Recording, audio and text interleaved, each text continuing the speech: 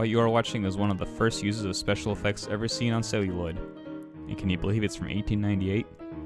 This film is made by the first true pioneer of special effects, George Méliès.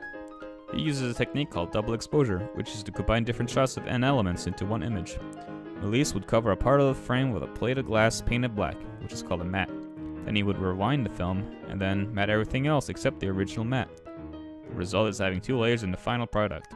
This concept of compositing has become a staple for movie effects for decades to follow.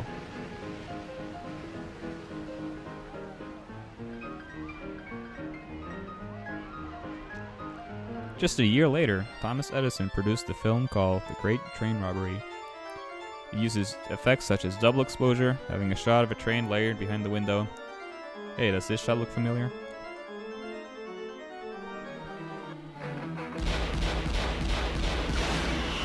In 1933 began the inception of one of the most audacious, impressive spectacles of special effects, King Kong.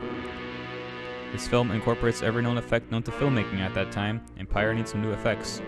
We got giant models, we got stop motion, we got rear view projection, we got screen compositing. This baby's got everything, man. It would seem that Hollywood is the forefront of special effects in movies.